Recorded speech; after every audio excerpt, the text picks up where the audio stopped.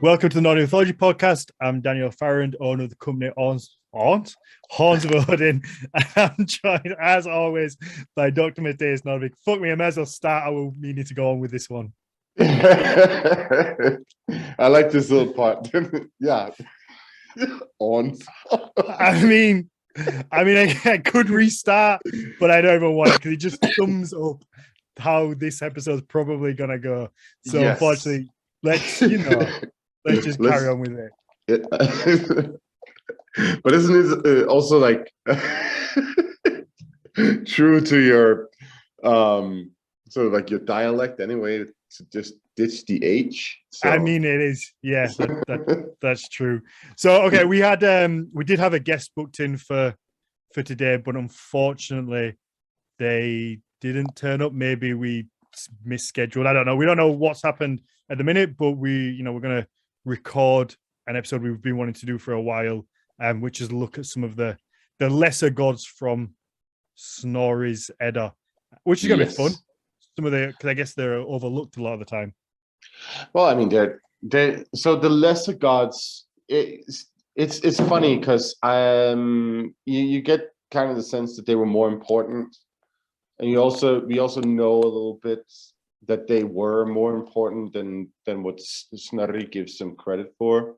Mm-hmm. And we probably should also assume that they had entirely different roles than what Snorri Sturluson says they had.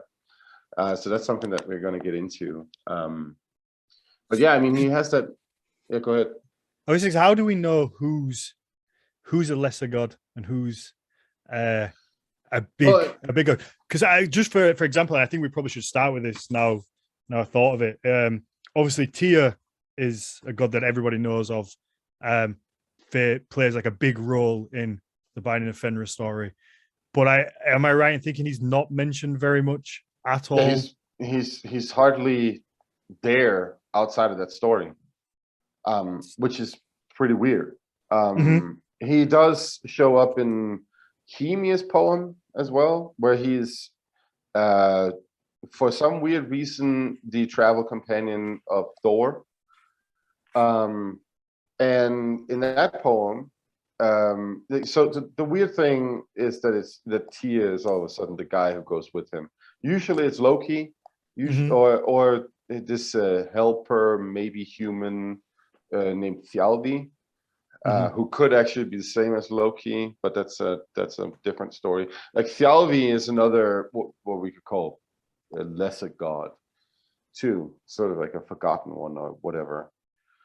But the thing is, so when we say lesser god, what we should really clarify is that the gods that we have stories about are very few, right? We have Odin, we have Thor, we have Freyr, and that's really it.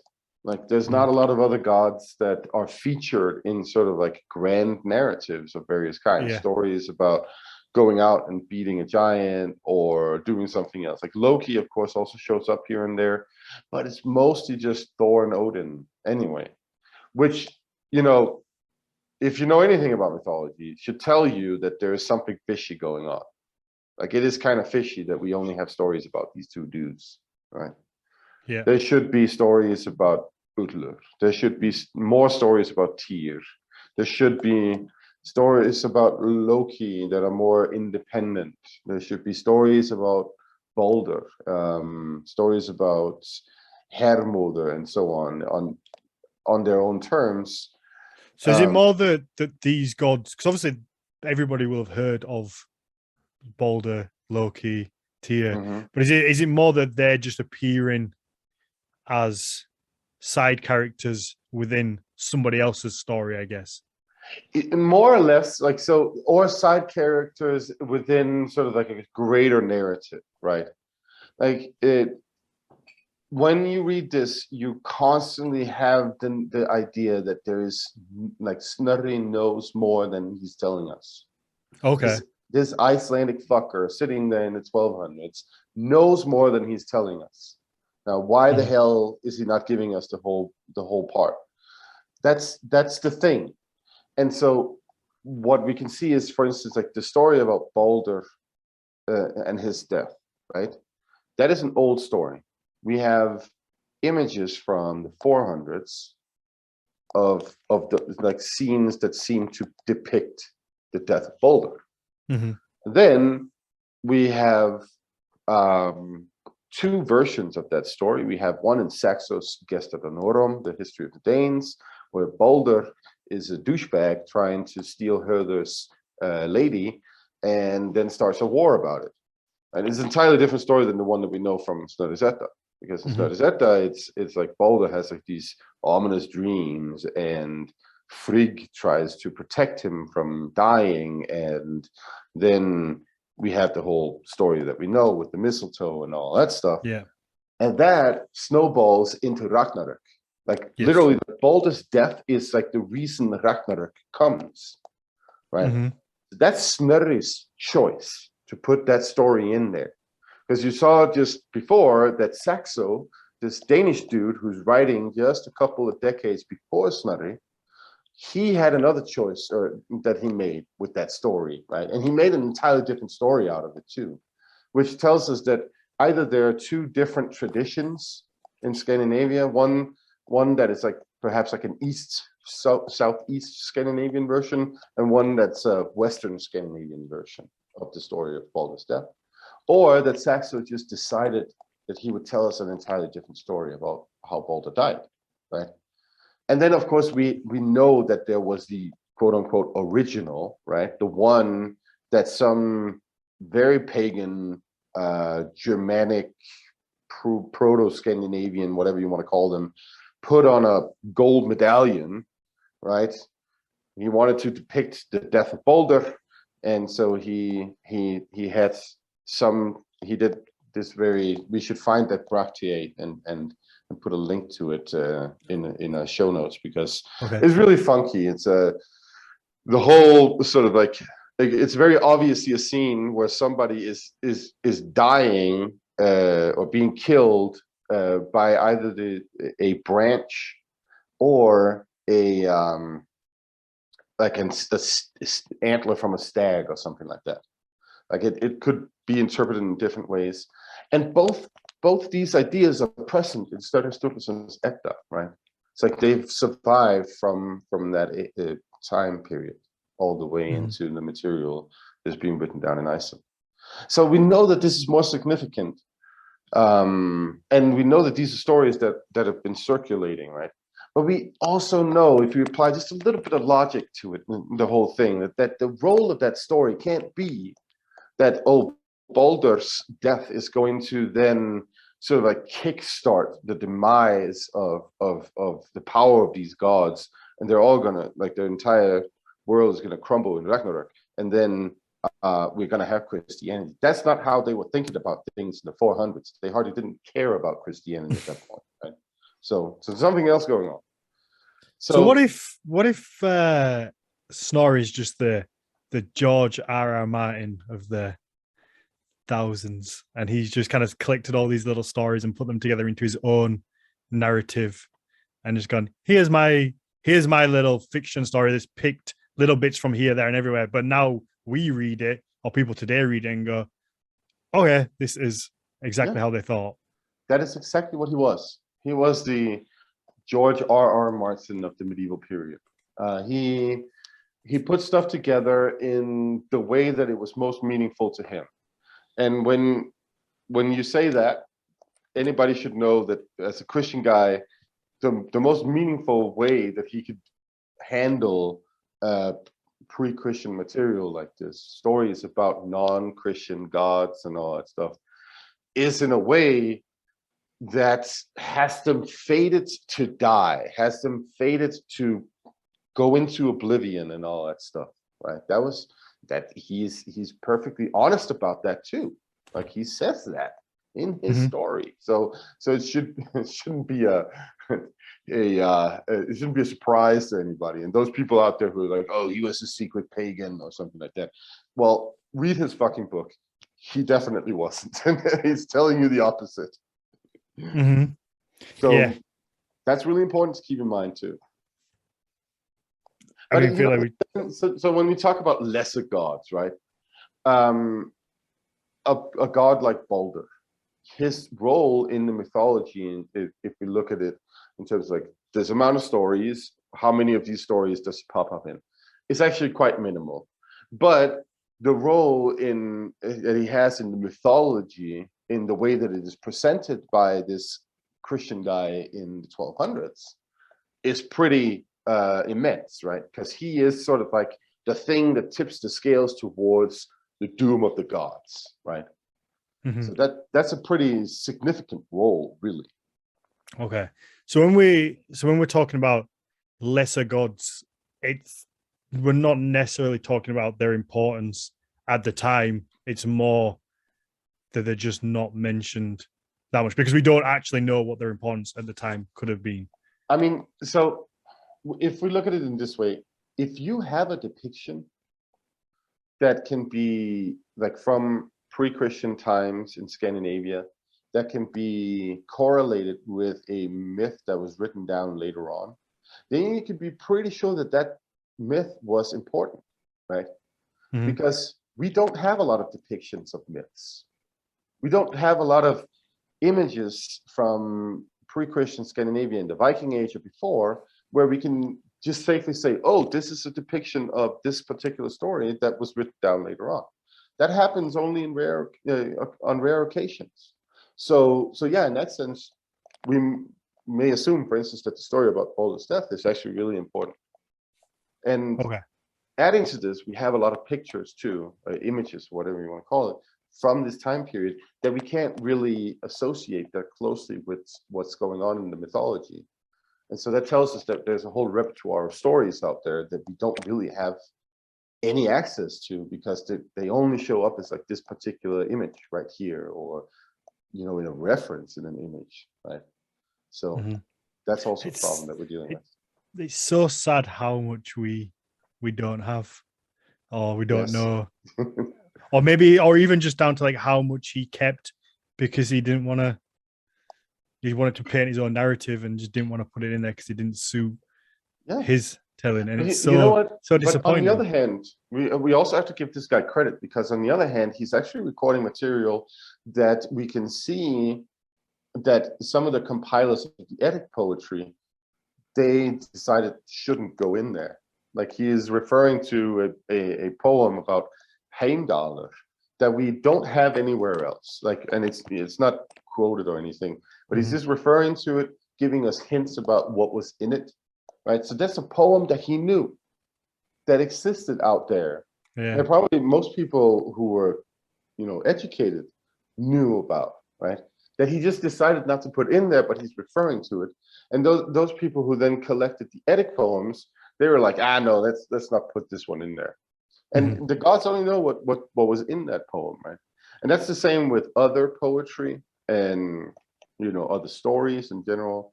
There's like hints about, oh, there was this story and there was that story and so on, that just weren't told in the material that we have. So that's just like sad.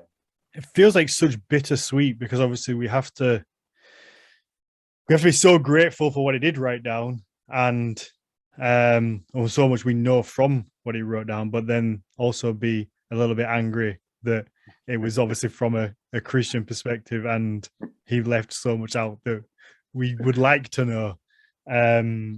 So yeah, it's a little bit frustrating on all sides. You have to be thankful, but also critical.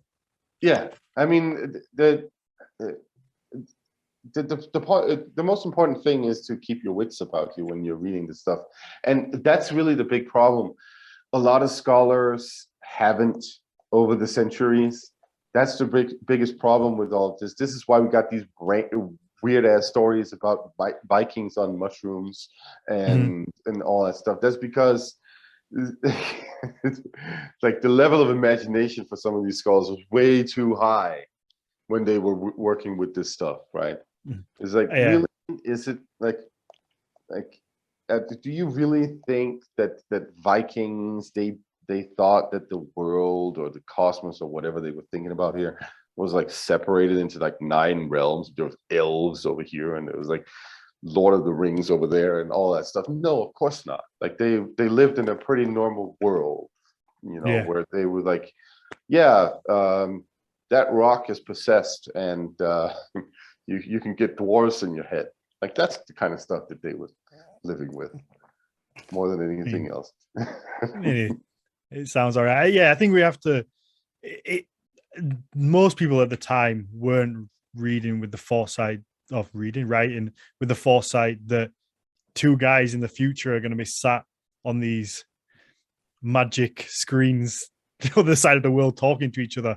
So however we interpret it, we have to like take it as that they're probably writing this very much at the time with a narrative or an agenda that they want to suit in the moment, not for us.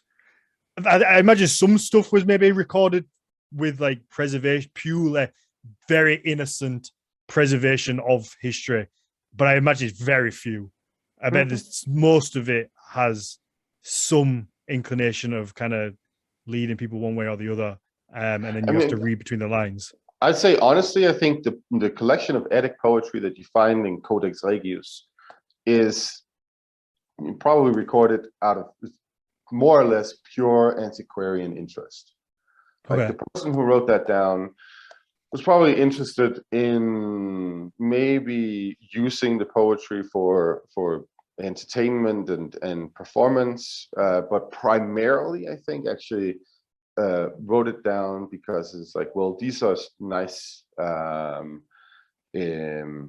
poems to have.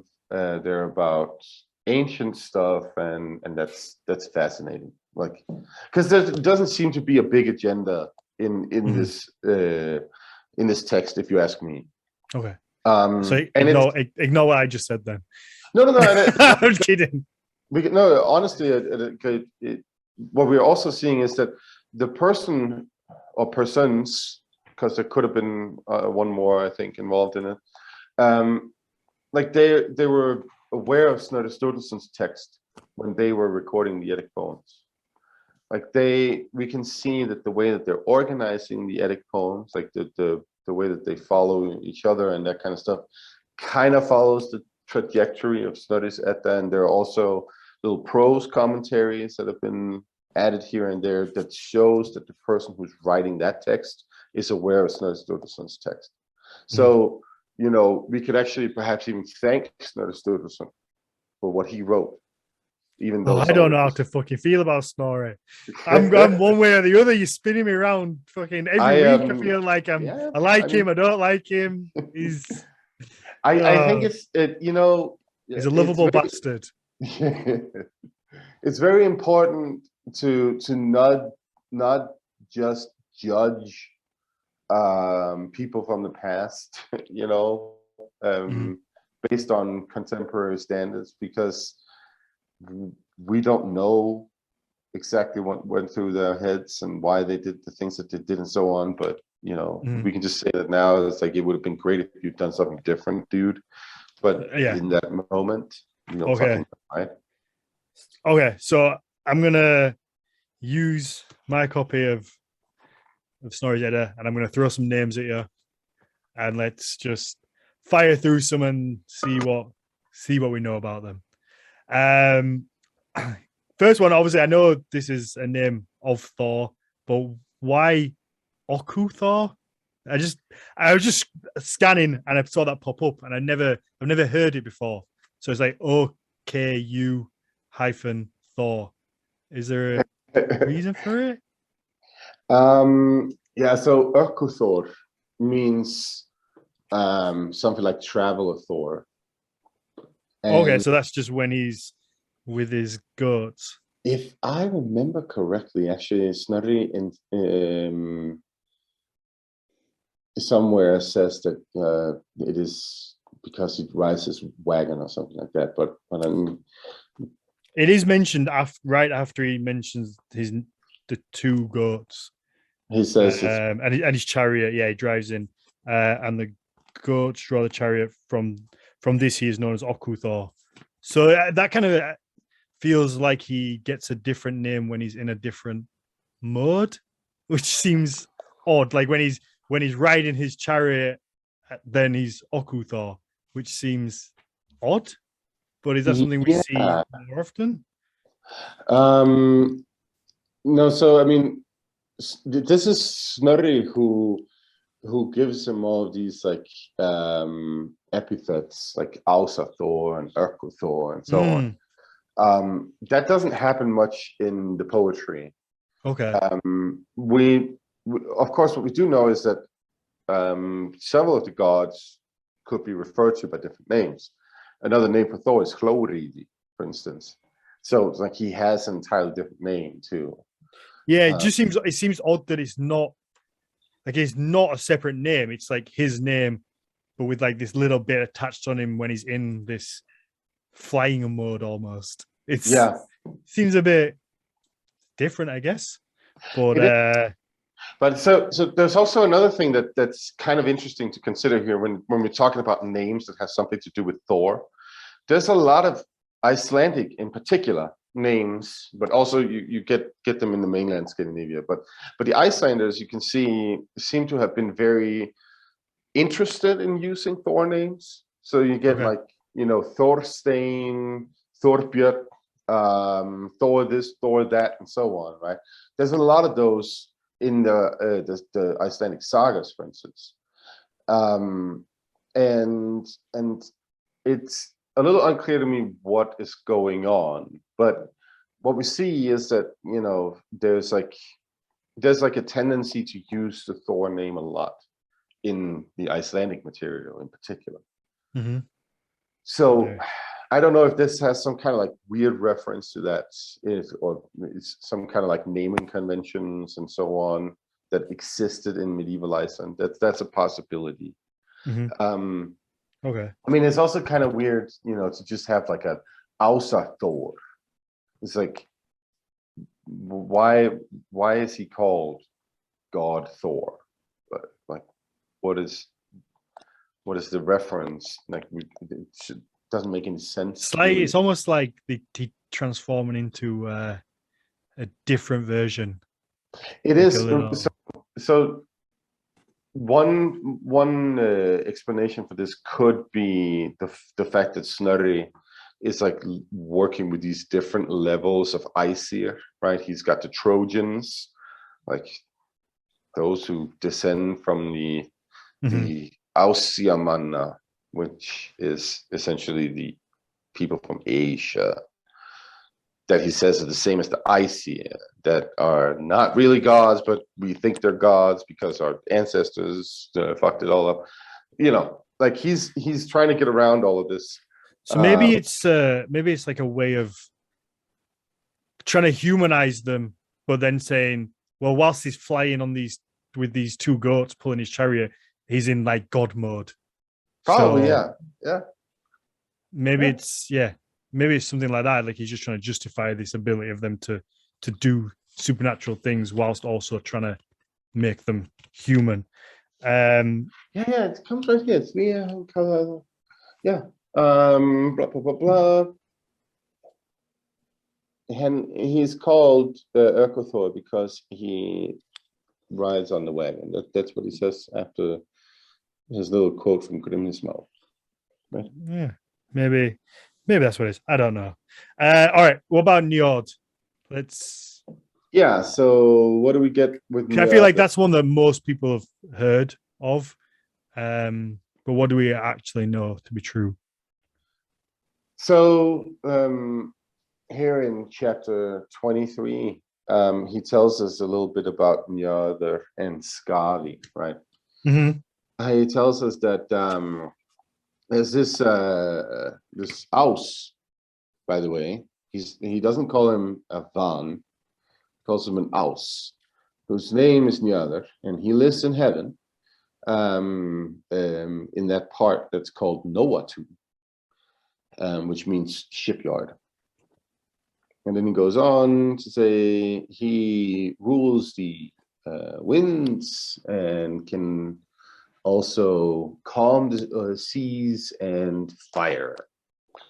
And this is sort of like a standard thing. It's like he says this about, or we see the same thing claimed about Odin in the saga. So this is more sort of like a Christian representation of pre-Christian deities, more than it's like something that's true about these pre-Christian deities that people actually believed, if you get what I'm saying here. Mm-hmm. Like this is sort of like a standard thing that they would say about them. And you can pray to him for seafaring and fishing and that kind of stuff. He gives us sort of like a little rundown of how he's also a god of like riches and so on. So I guess most people know him as like the head of the Vanir. Yeah, like so that's like the story that the most people, when they've heard of him, will have like he's the head of the Vanir. When they had the war, they split, they swapped slaves or captives, and like he's a big part of that.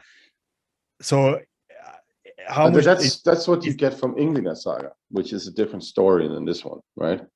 Because what he says here is that he says Njörður is not of like he just called him an Aus, right? He just said he was part of the Aesir. Then he goes, but he's not from the Aesir, right? And then he tells us that he was raised in Vanaheim, and Vanir then gave him to the gods as a hostage, and they then sent Hænir, the Aesir then sent Hænir to Vanir. And that's really that. Like that's all we are told about this like hostage exchange. Then in Ynglinga Saga, the preface to the Norwegian Kings sagas, right? We're told that this was in context of the war between the Vanir and the Aesir, which in that story is set in Russia. Just FYI, it's not like a mythological thing. In that version of the mythology, it's something that happened on Earth, right? Okay. And then we're told afterwards that he has this wife whose name is Skadi, and she's the daughter of Thjazi, who's a giant. And then he tells us this little thing about how they got married and then didn't want to live in each other's places. Njörður couldn't fall asleep because the wolves were howling all the time in Thrymheimr. And then they tried Noatun instead, and she couldn't fall asleep there because the seagulls were screeching all the time. And so now they live apart, right? Okay. And this is, again, here we're then given a little bit of poetry from a poem that must have been much longer, right? This is really, really interesting. Again, we're lacking some source material because Snorri only partially quoted it. So now, he's just taking kind of what he wants. Yeah, exactly. But Saxo, the Danish historian that I mentioned before, he records the same story, just not in context of Njörður and Skadi, but in context of Hatting and his wife, and how they have this little poetry battle about their preferences for either the inland or the sea, right? And Saxo puts it all in context of being a Viking, right? Which he sees as a negative thing. Like to Saxo, Hatting as a king is primitive because he prefers the life as a Viking instead of like settling down and being a king who rules his realm. But he's also accepting of it because he thinks that it's necessary to build up the monastic and royal power of the country that he is now living in the 1200s, as you know, a suck up to the Danish king. So it's like a sort of like a double-edged kind of approach he has to the whole thing. But anyway, that's what we're told about Njörður. Okay. So then, I mean, I'm just scanning through and kind of picking out as I see. I do want to mention that when he gets to Tyr, obviously he mentions that we talked about Tyr a little bit earlier. He mentions that he is the bravest and most valiant and has great power over victory in battles. So he quite clearly gives him a lot of credit, and that sounds like he would be a major part of the kind of upper echelon of gods. But like you said earlier, he doesn't really appear that much. And I think that's quite interesting how he, I mean, there's not many things I'd prefer to be called than the bravest, the most valiant, and having kind of the most prowess in victory over battles. That feels like a lot. What more do you want? Right? No, so Tyr is a curious figure, right? Because as I mentioned before in this podcast, he has a bunch of place names dedicated to him, presumably. Some of them could actually just be a reference to, because like his name means something akin to the way that we use the word God today. It is related to Deus in Latin, which means God. It is related to Zeus in Greek, which is the head god of the Greek pantheon. So, like the original Tyr or Tiwaz was probably a very powerful, important god, right? But his mythology is very nebulous. He's got a bunch of place names dedicated to him, probably in the Danish area, but hardly anywhere outside of the Danish area. So there's like one location in Western Norway where there's a Tisnes. So Tis headland. But that's it. Outside of that, it's all just like in Denmark, in the Danish area, which is curious. Like you don't get, and we're talking nearly 40 place names with that Tyr name in it, right? So that's a lot of place names dedicated to that single god in a very small, concentrated area. What else do we know from like the early is like source material on all of this? Well, we can see that the early Germanic tribes that were, in one way or another, hang out with the Romans, going going as mercenaries and such to the Roman Empire, we can see that they seem to have been worshipping a god that could have been Tyr. We have these inscriptions at Hadrian's Wall, and also I think in the Netherlands region, dedicated to Mars Tinkso and Mars Halamardus, right?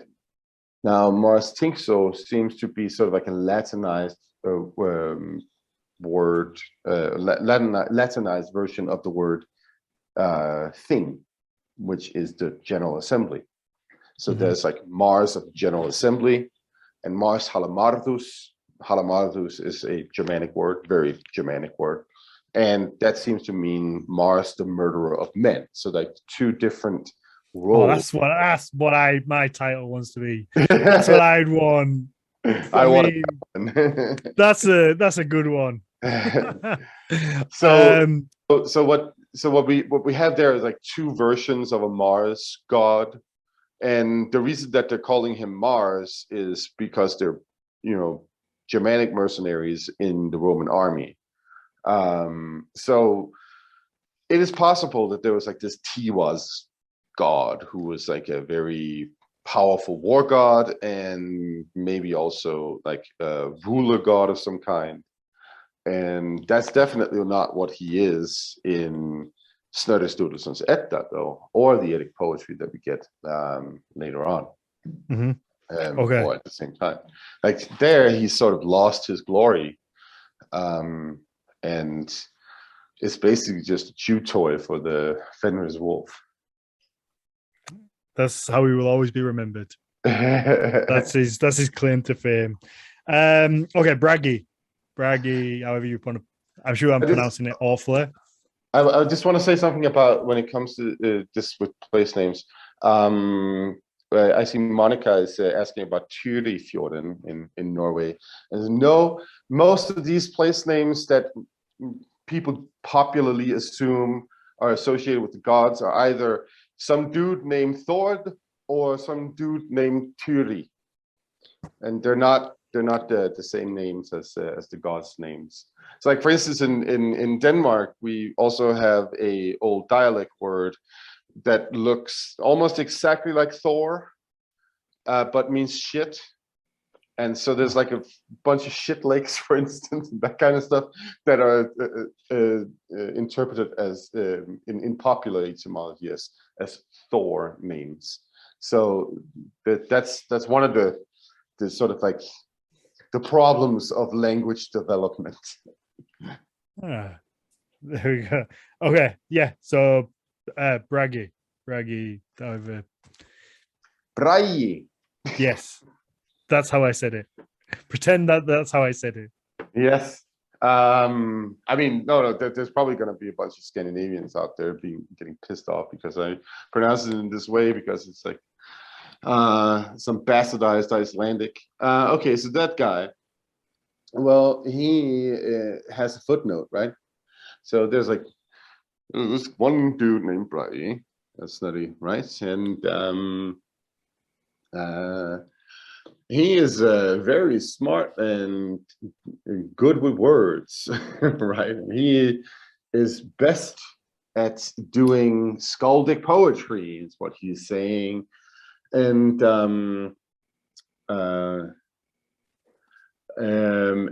people who are very good skalds are called Bragar because of him. And yeah, that's really what we're being told. Then we're being told that his wife is Idun, and she hangs out with these apples that the gods bite off so that they will never grow old and just stay young forever until Ragnarok. And again, this is like, Snorri,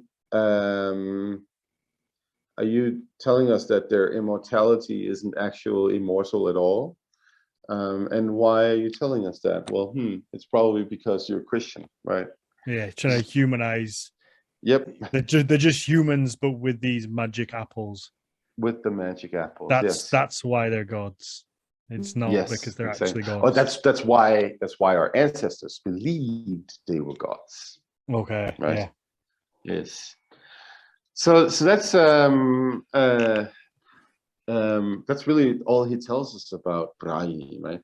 And then he shows up in other stories. He shows up in some of the poetry where he's got like a side character kind of role, and that's really that.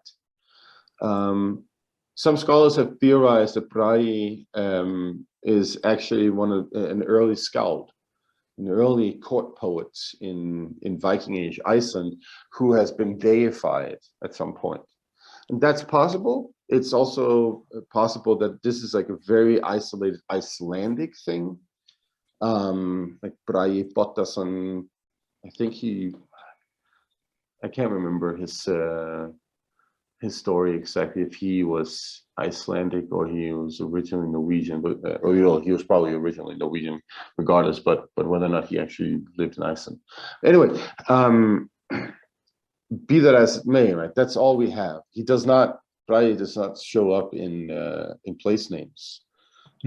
So he doesn't seem to be as a deity older than the Viking Age. And that also makes sense, right? Because skaldic poetry as a art form is invented in the Viking Age.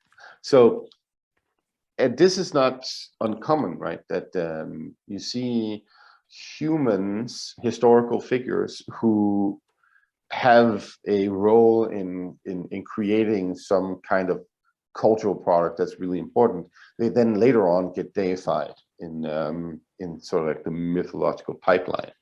So that could be possible that happened, and that, you know, his role is therefore extra important in Iceland compared to the mainland Scandinavia, because skaldic poetry is so important in Icelandic culture. So yeah, there you go.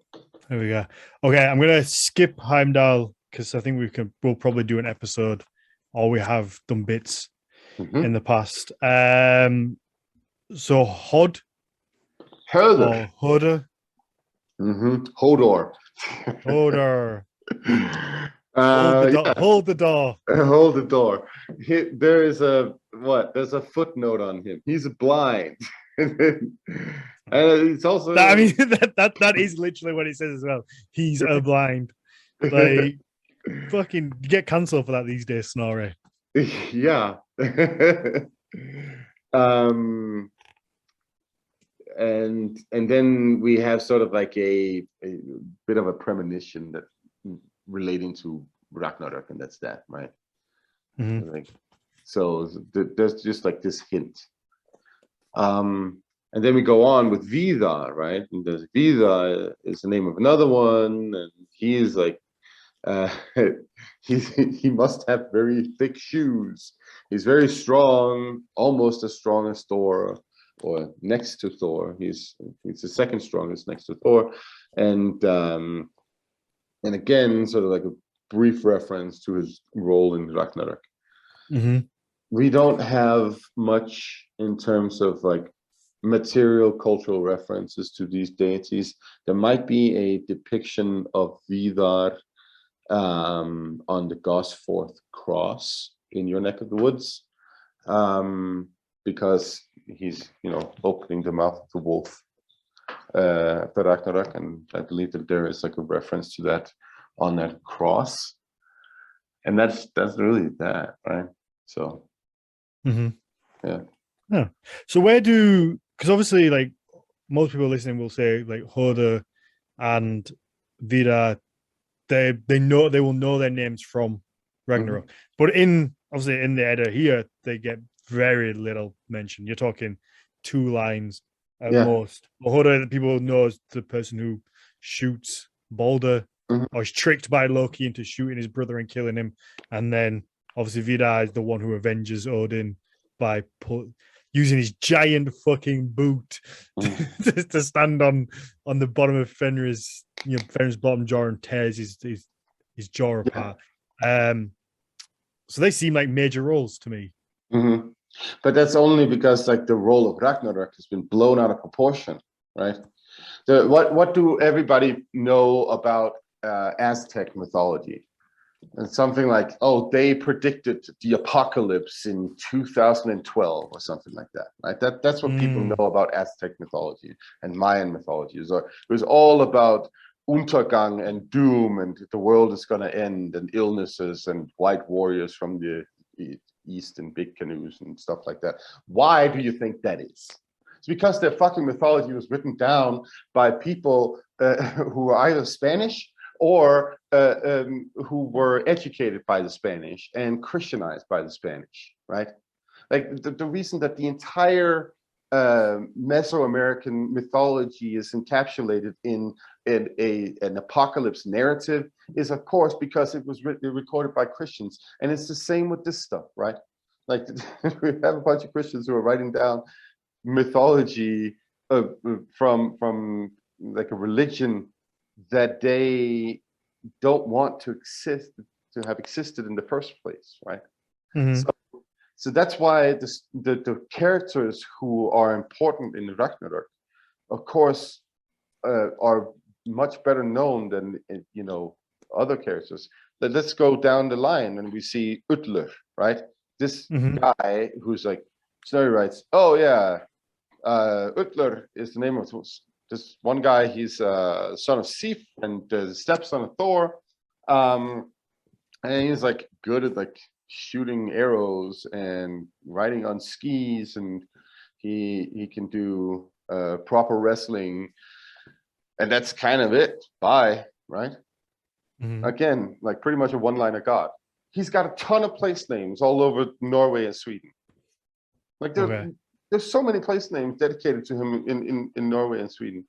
As I've mentioned before, his name is derives from the same root word as the word wealth, which probably means that he was some kind of fertility deity, and a very popular one, right?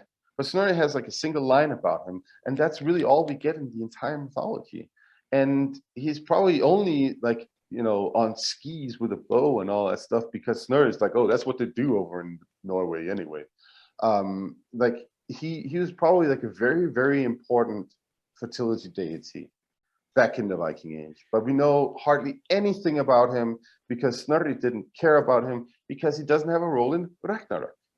Okay. Like, So what? Okay. So what about the person who has the least to say about? Who the poor guy only gets one line, if that, and that's says Ali or Valley.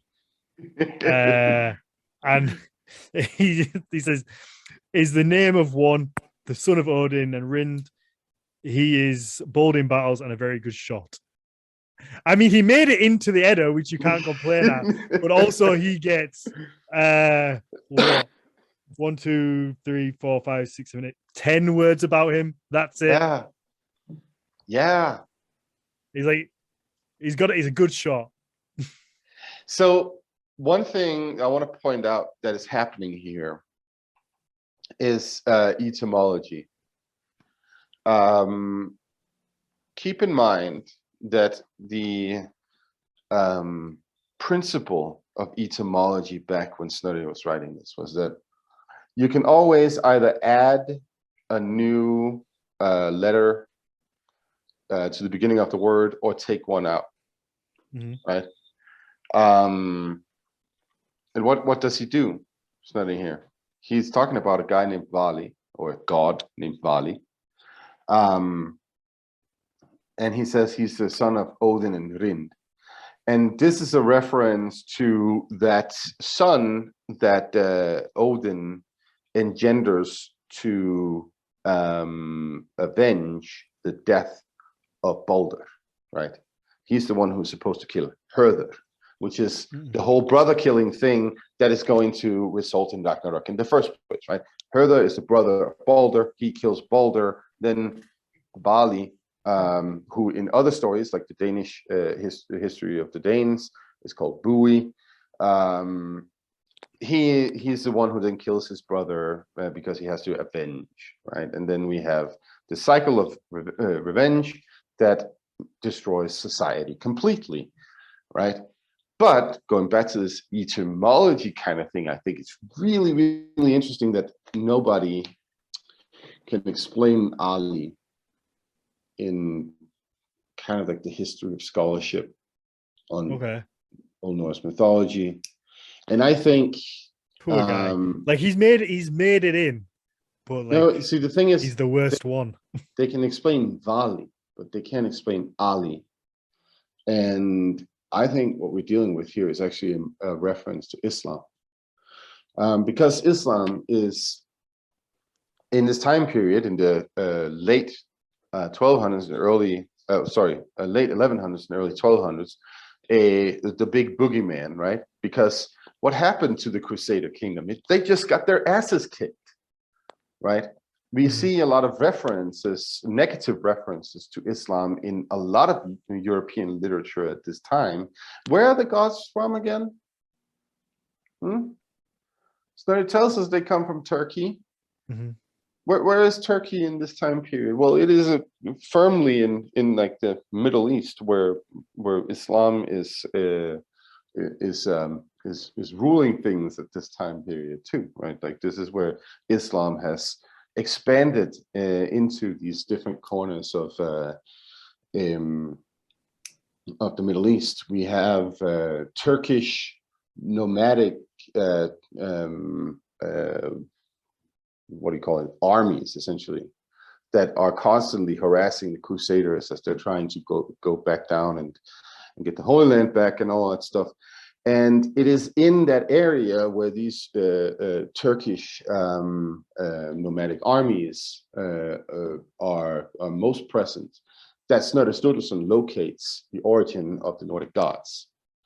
So there is a crossover here, and this is actually very clear when you read the Norwegian king's sagas. In Ynglinga saga, it's a very, very clear comparison between Odin and descriptions of Muhammad, and also descriptions of Saladin, who leads the armies against the Crusaders.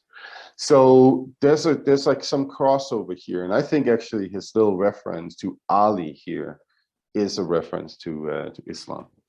That was actually my first thought when I mentioned it, but I thought it was going to be a stupid question, so I didn't ask it. Not at all, because like, we can't otherwise explain the origin of that word. It doesn't mean anything in Old Norse or any earlier version of Scandinavian languages. Okay. So, I mean, let's do the last one that he like names like outright of like, this is a god. Because obviously he mentions like people being sons of people and that kind of thing, but we can delve into them another time. I know you've got parking to get to, and we were late starting this with our guest not turning up, unfortunately. So and this is a god I've never heard of. So Forsete? Forsete? Yeah. Who the fuck's that? Yeah, he is mentioned in Grimnismal that Snorri also quotes here, right? Snorri tells us about this hall named Glitnir. Glitnir heitir Saler, hann gullistuttur og silfriðaktur í Salma, en þar forseti byggvi flestan dag og svævja allar sakar, right? So this golden hall where called Glitnir, in which Forseti lives mostly and settles all disputes, right? So the reference in the poem is kind of obscure, because we don't actually see Forseti do much outside of that. Like he's not really mentioned anywhere else, or he doesn't have any big role in any other stories. And Snorri here tells us that he is the son of Baldur and Nanna, and that is possible. Who knows? This sort of like seems to fall into Snorri's idea about Baldur being the best of the gods. And then, remember that Snorri also tells us that the decisions that Baldur makes, or when he settles the disputes and that kind of stuff, people can't follow them. Like it's not possible for people to actually, because he's so damn good, you can't, you as a human being, you're too imperfect to be able to follow what Baldur says, or something like that. So it seems logical that he would say, oh, okay, well, Forseti, that I only know from this stanza over here, let's put him in here as this god who is in the son of Baldur, and the name itself, Forseti, means president, right? He's the presider of something. Okay. So the possibility is that this is sort of a semi-religious title associated with the rule of the General Assembly prior to Iceland. They had these types of assemblies across Northern Europe, in Scandinavia, and also elsewhere. That this is sort of like a deified version of that religious, semi-religious role, political religious role. Yeah, that's a possibility. We have very, very little reference otherwise to Forseti to really understand what kind of figure he was.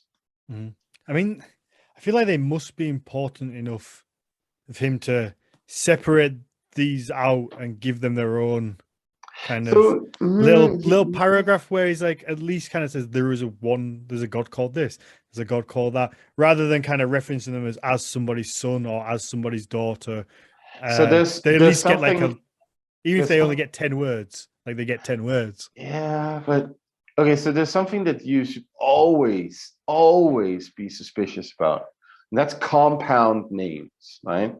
Forseti is a compound. Where's the other one? Heimdall is another compound. You should always be suspicious about those because they could either be invented in the moment, so to speak, or they are a reference to another god. And this is, for instance, what we know about Heimdall, right? There's a lot of scholarship that presumes that Heimdall is actually some other god than what his name otherwise says, right? Mm-hmm. And that's because Heimdall seems to just mean the one who lives in the world, or presides over the world, or dwells in the world, or something like that.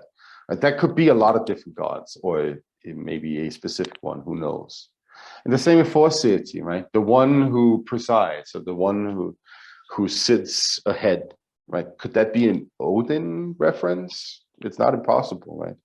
Or could it be a Tyr reference? It's not impossible. Some scholars have also suggested that Heimdall is actually a reference to Tyr. So that there's like a lot of ways that you can interpret those compound names as like essentially a way to refer to a deity without talking about them or using their name, which also makes a lot of sense in a religious context, because quite often, which we know with, for instance, the biblical name Yahweh, right?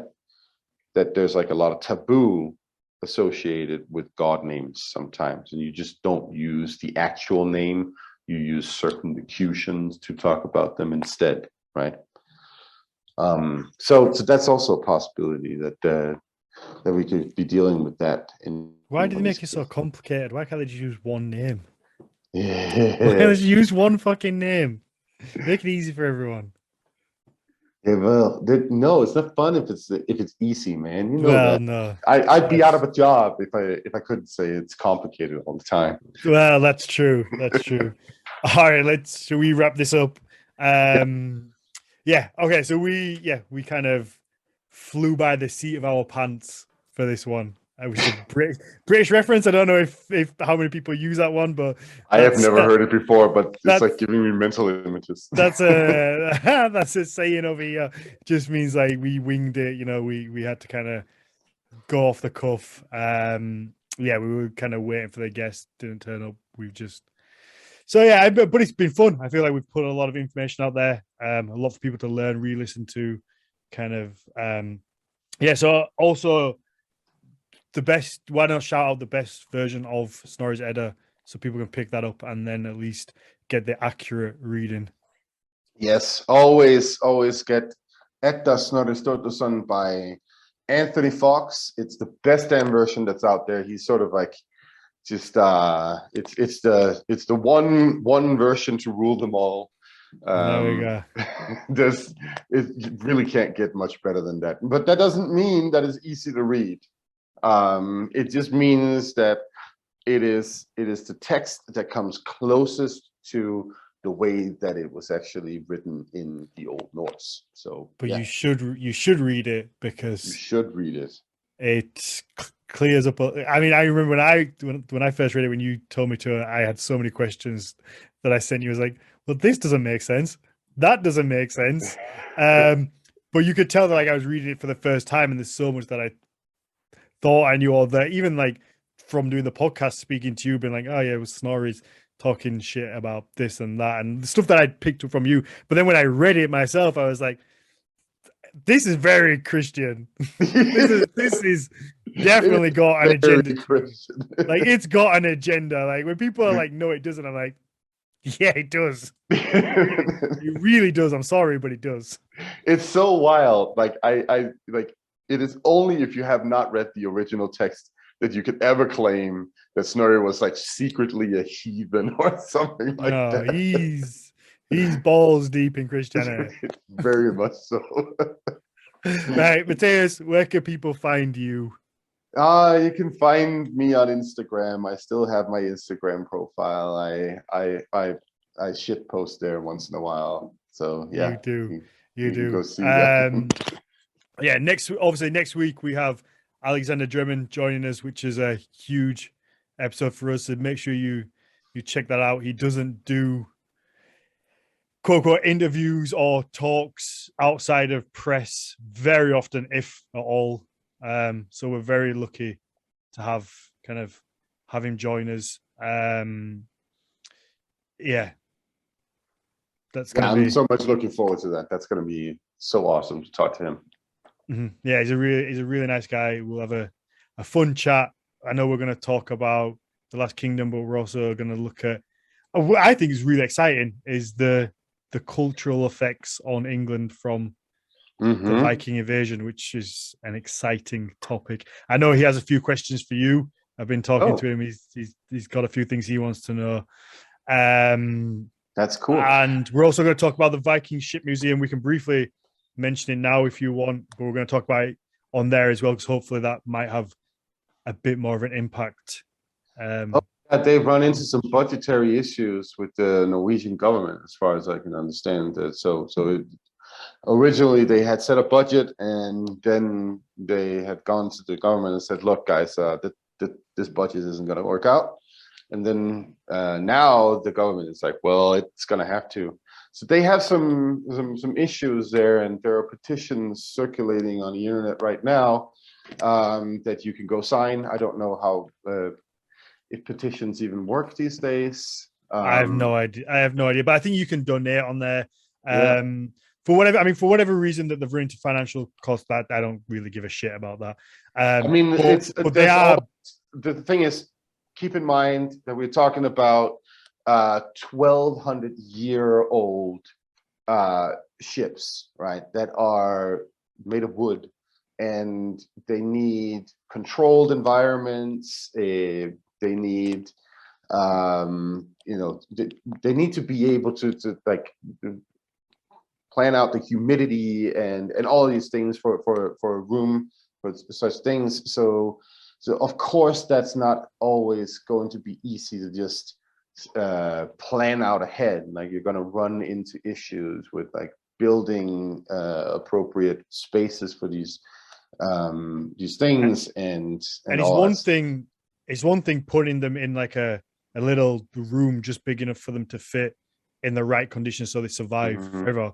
But it's another thing putting them where people can actually go and enjoy them, but also making sure that you preserve them long term. There's a lot of logistics and planning and technical engineering that goes into all of this. Here's a great example of similar situation that they had in Denmark with the Roskilde Ship Museum there. This was built back in the 70s or 60s or something like that by some fancy architect and so on. And that's all nice and great, but then it's built right next to the ocean, and it's a very low-lying building. And then there was a storm at one point, and it started flooding the actual display room, right? So like there are just like things you just never can't really know exactly how to manage and handle. And it seemed like a good idea at the time, but then now we're going to have to like go in another direction and so on. So yeah, I hope that they solve this issue, because the ultimate thing is that these things are onshore and visible for people to visit, because when I saw them, for me anyway, it was like enough to bring me like to tears, because it's just like it's such a magical thing to see these things of how the fuck were these built 1,000 years ago, and how have they survived this long, and the history. It's some of the best preserved Viking ships that exist. Like it's really important that we save them. And it's not like, I don't think it's a question of that we're going to save them, and I think they're always hopefully going to be saved. I don't think it's more that they're going to be on show for people to enjoy, which is so important, because it sparks so many people's interest into this. They should be visible and seen, because they are utterly beautiful. They're insane. I don't think you just look at the pictures all you want. I mean, I looked at so many pictures before I went, but until I actually went and looked at them, and it's not just the ships either, it's the chariots that are there. It's, you know, the carts, the animal heads out there made out of wood. All these things that are there are breathtaking, and they need to be kind of enjoyed by people. They shouldn't be put away. And that seems like that's what they want to do. They want to put them on display, but also preserve them. And I think that, you know, something we should try support as a podcast. And the whole community should try to get behind and support it, and hopefully figure out how the fuck we get this done, because they're such a big part of what we all love and the community. So if you can go sign the petition, I mean, you have to just go. I think there's a link in our Discord. They're flowing everywhere at the minute.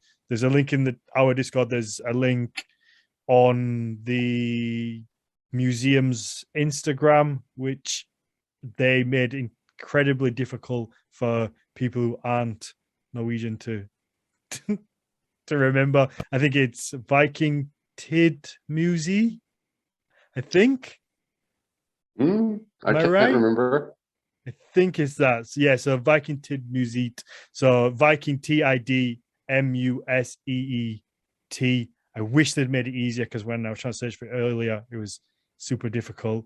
But yeah, so you can go on there, you can find the petition, sign the petition, but also if you can donate a little bit of money, it's going to help them out and be able to hopefully do what they plan. I've seen some of the plans that they have, and it looks incredible, and it will be only a good thing for the community and the preservation of what we all love. So yeah, yes. If you can, go do that. If you enjoy the show, leave us a 5-star rating, positive review. Follow me personally, Daniel _1 at Horns Voting podcast, Nordic Mythology Podcast on Instagram, Facebook, everywhere else. We've got some big things in the work, social media wise. We've just hired someone to run our social media for us, which is super exciting. So we're going to be getting a lot more clips out there and hopefully growing things. Yeah, and that's all because of everybody who supports on Patreon. So a huge shout out to everybody who does support us on Patreon. It's literally the price of buying one of us a cup of coffee a week, but it helps us grow the show, helps us employ Ron, who's now going to be looking at the social media, helps us employ Shan, and it just keeps everything going. And we are now hopefully getting back to what we need. Exactly. There we go.